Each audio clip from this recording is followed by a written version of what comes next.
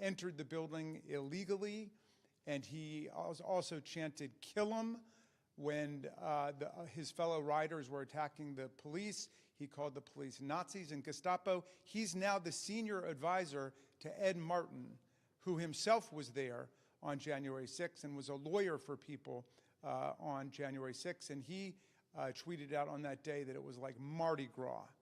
So we have a very serious problem with political violence in this country. Thank God that you are safe, Mr. Jeffries, but we are asking for the Department of Justice to get serious about reining these people in all over the country, especially since Ed Martin clearly knows them, and he is head of the so-called weaponization task force. It was my honor and it was my pleasure to be accompanied today by our new colleague, Congresswoman-elect Adelita Grijalva from the great state of Arizona. She accompanied me to the floor. I tried to get recognition. There was no other business today. I was standing directly opposite the acting speaker for the day, Mr. Herodopoulos. The moment the Pledge of Allegiance was over, I asked for recognition because I wanted to move a unanimous consent motion that the Speaker of the House be directed to move on the next legislative day, tomorrow, to swear in Ms. Grijalva, and yet he turned away, he pretended he didn't notice me, and he scurried out of the room, which to me is disgraceful. We need to act on this. Ms. Grijalva's hundreds of thousands of constituents deserve to be represented in Congress. And even during these pro forma sessions, all of us who are members of Congress, including Congresswoman-elect Grijalva, can introduce legislation.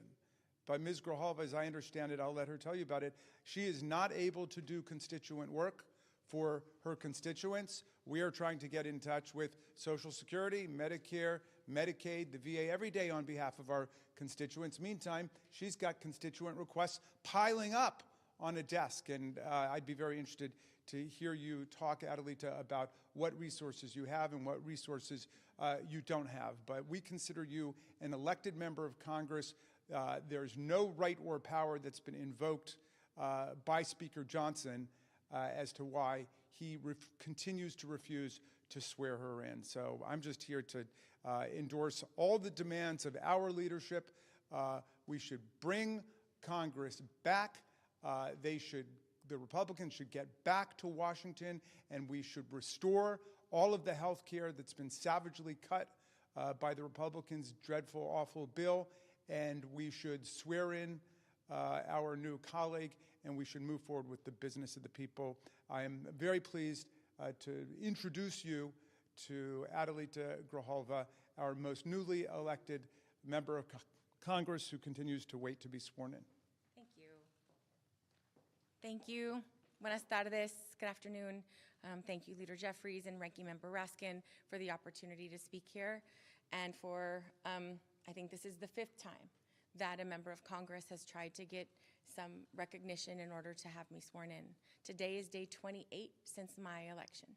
And I think that it's really important that we appreciate that 812,000 Arizonans do not have representation in Congress. My dad passed away a little over 7 months ago in March. And since that time, the offices were able to provide constituent services. It was the People's Office of Arizona CD7. On September 23rd, those services ended. And so I do not have access to provide services in district. And I think that I also don't have a budget. So this back and forth, coming back and forth, is on my miles that I had stored up because I don't have a budget. I'm not able to open a lease in district. And I think that, the efforts that have been provided to me, and I'm appreciative of the administration's effort, the departments in the administration, they're trying to provide piecemeal solutions to some of the problems that we have. But respectfully, there's so much that cannot be done until I am sworn in. And so every moment that passes that I'm not able to provide constituent services or be a voice for Arizona, I can't bring the issues forward that they sent me here to do.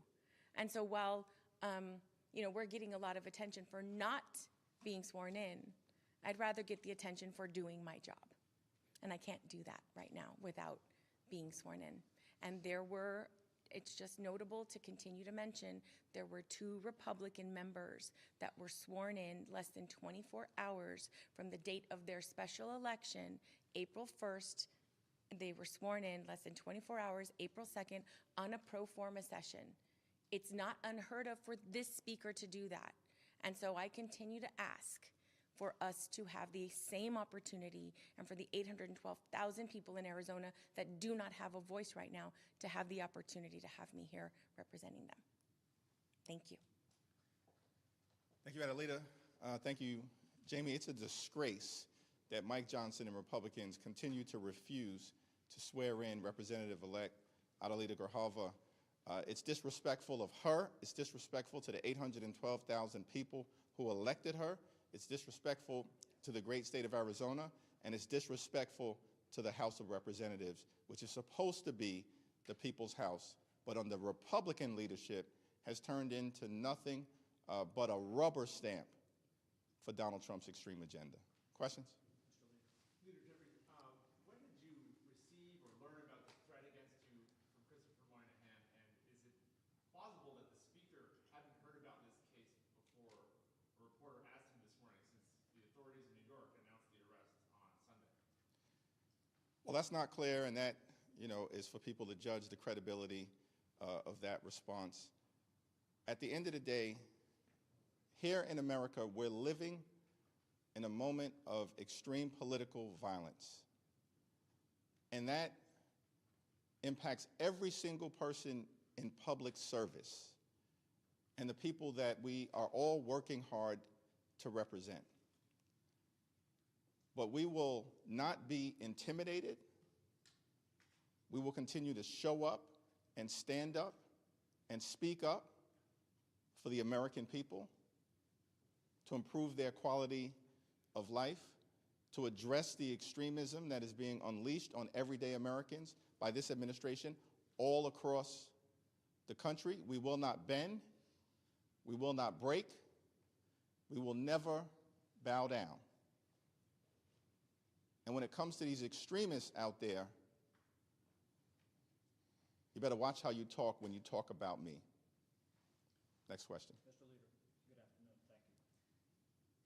Is the only way the government can reopen if Donald Trump gets engaged in negotiations?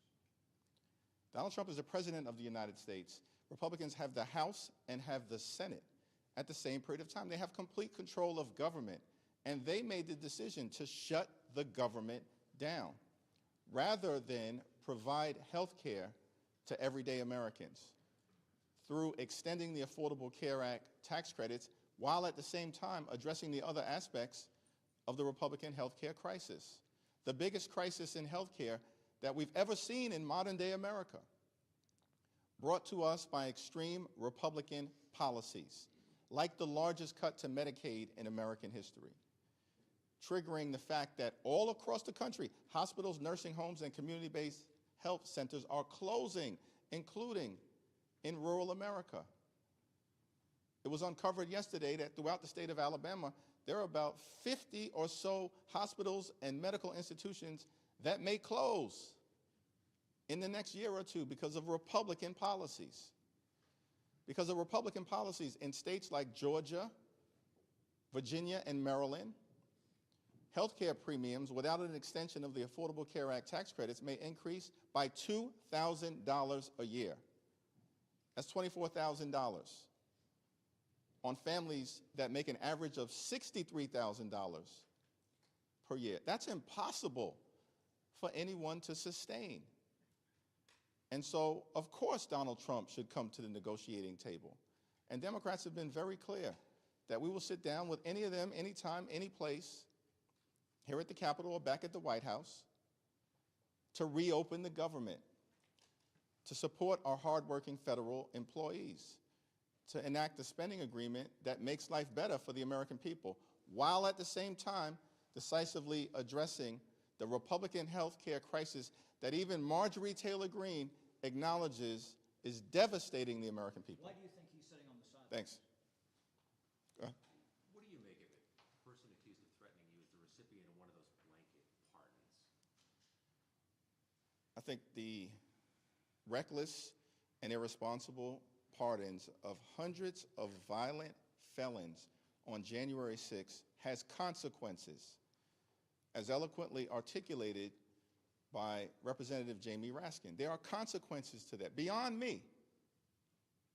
Beyond me. The consequences are, we've seen crimes committed by people who Donald Trump pardoned on the first day he was sworn into office, by folks who have been released back into society all across the country. Some of them violent crimes. And so there are consequences to these irresponsible actions, and not a single House Republican has walked away from them, not a single one. There are consequences when these extremists who are part of the Trump administration label the entirety of the Democratic Party as terrorists or criminals. There are consequences to that beyond us. We all know what we've signed up for, but there's pain being visited upon the American people because of actions taken by Donald Trump, supported by House Republicans and Senate Republicans on day one of his presidency. And I'm going to yield to my two colleagues, but by the way, what Donald Trump promised to do on day one of his presidency was lower costs for everyday Americans. That was the promise. He lied to the American people all of last year. Did he ever say I was going to pardon hundreds of violent felons who brutally beat police officers at this Capitol on January 6th? Did he ever say that? Was that the promise that Donald Trump and the Republicans made to the country? No. They failed to lower costs, have done nothing. Life is more expensive for everyday Americans. Electricity costs up. Grocery costs up. Housing costs up. Now they want to jack up health care premiums on working class Americans. But they have time to pardon hundreds of violent felons, release them back into society, threatening the public safety of everyday Americans, and then can't spend a moment trying to make life more affordable, make health care more affordable for the American people. Can I add Jamie? one thing Yeah. to this? Thank you for that question. Up until Donald Trump, the pardon process was governed by Department of Justice rules, by statute, and of course by the Constitution. And there was a very set pattern, which is each pardon application was considered on its own.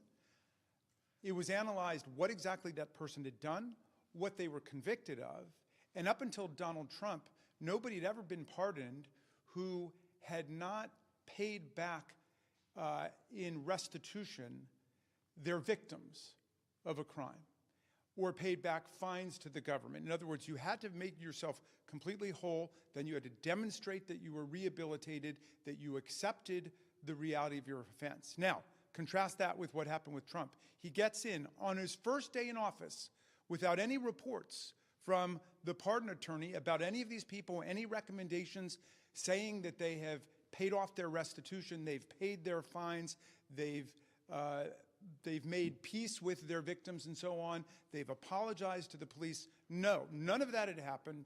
Instead, they issued a blanket pardon for everybody who had stormed the Capitol and participated in the shocking and atrocious events of January 6th. So what do you have in that mix? You have people who have been convicted before for domestic violence, for assault, for armed robbery, you name it, drug dealing, gun dealing, all of that's in there. And what do you know? After this mass pardon happens, people start getting picked up again. There's a guy down in Richmond who was burglarizing all of the houses in his neighborhood.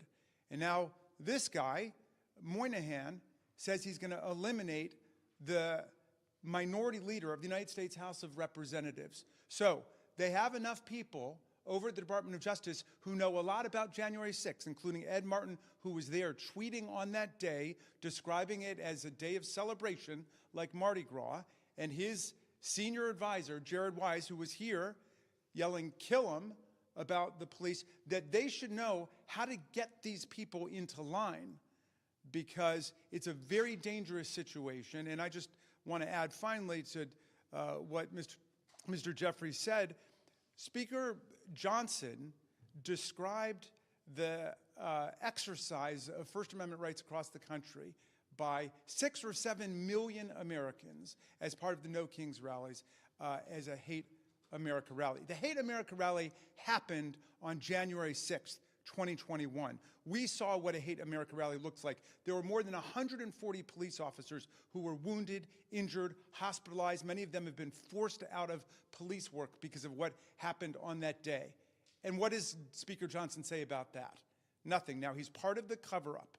He's part of trying to sweep the whole thing under the rug. Meantime, you had 7 million people participating peacefully, non-violently in the American political process yesterday. And everybody should be praised for that. Those protests were a model for First Amendment exercise in the United States. Thank you. Speaking of the protests over the weekend, as you say, millions of Americans came out, the vast majority peaceful, old, young, all of that. However, Speaker Johnson displayed some of the signs that we saw, which did seem to indicate violence. One of them showing in effigy a picture of President Trump being hanged. Also, we've seen video of people saying that, for example, 8647 to them meant that they did want the president killed.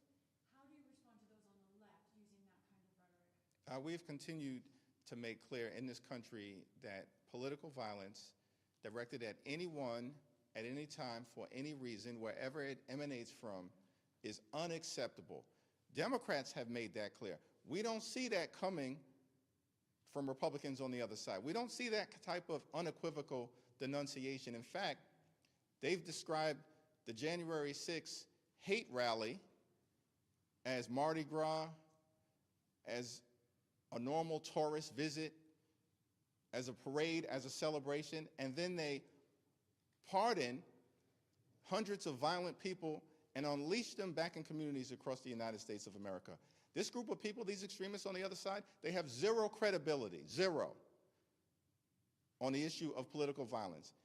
And these Republicans, they are not the party of law and order. They're the party of lawlessness and disorder in all of the ways, including the ongoing crime scene at 1600 Pennsylvania Avenue, which is running the largest pay-to-play scheme in the history of the country in real time.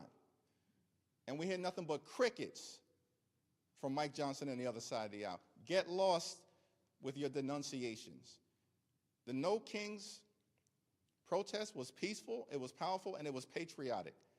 Millions of people, more than 7 million people.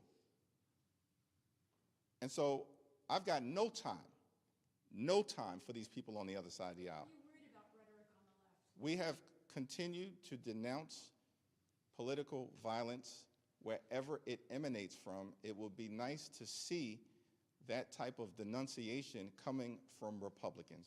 Adelita, you want to say anything? You know, I think that in Arizona, we know very well what political violence looks like. Former Representative Gabby Giffords was shot while she was doing a Congress on Your Corner event. I think that what needs to be done is complete condemnation of any violence. And when you think about when we've all served locally, right? We all want to encourage people to get involved in our political system. The best representatives are those that are homegrown and are motivated to do this kind of service, like a public servant and servant leadership. And when we are faced with violence and attacks, it doesn't matter how strong people look on the outside, it shakes you on the inside. There is absolutely no reason why Leader Jeffries' family should be concerned about his safety.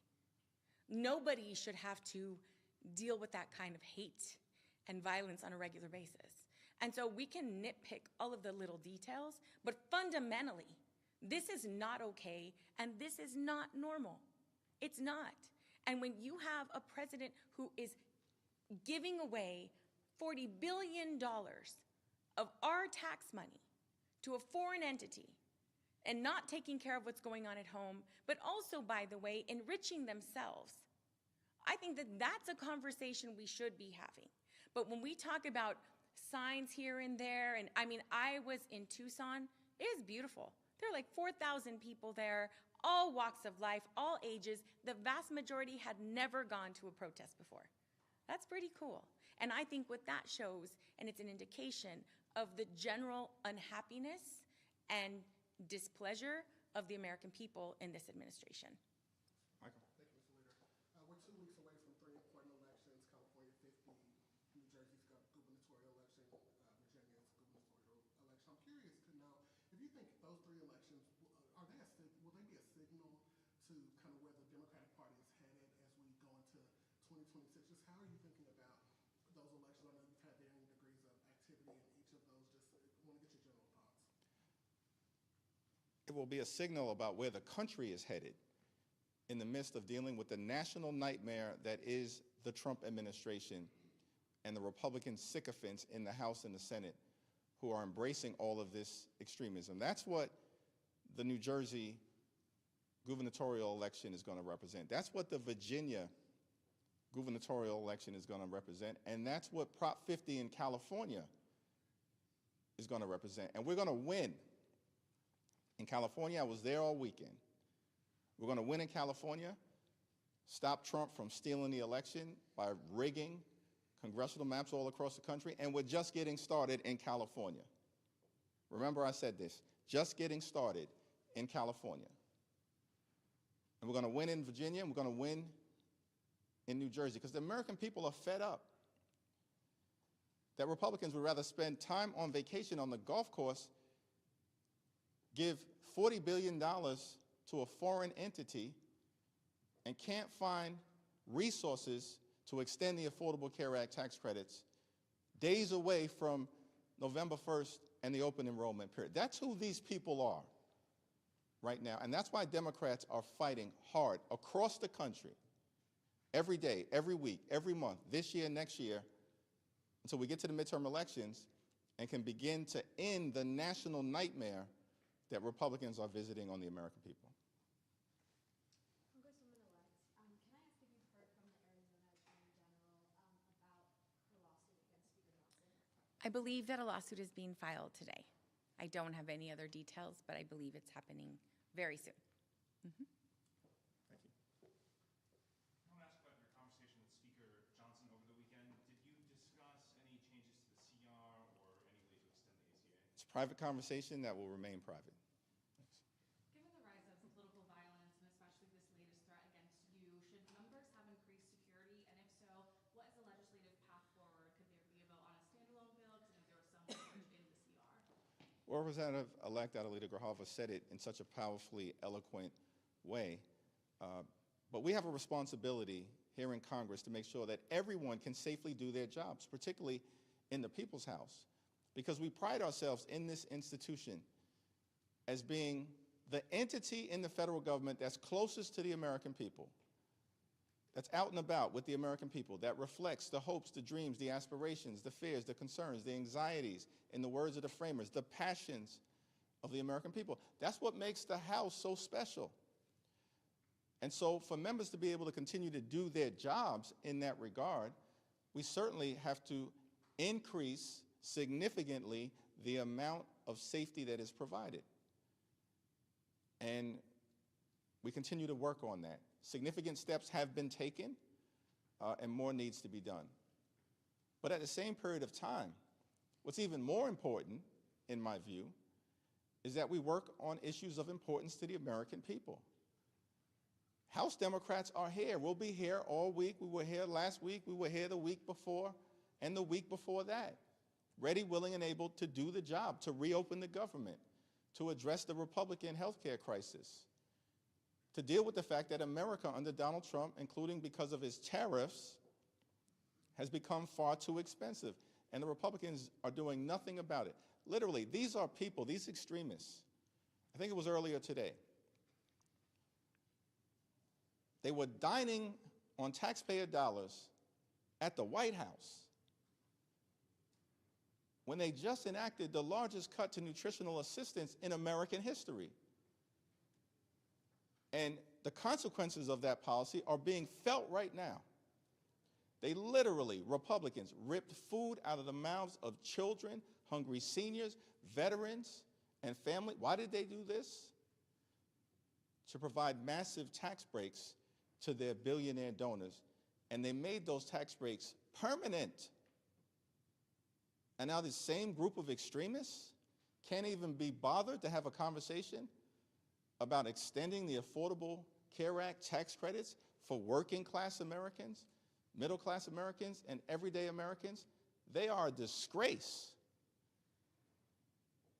And that's why they're about to lose all across the country 2 weeks from today. Thank you all.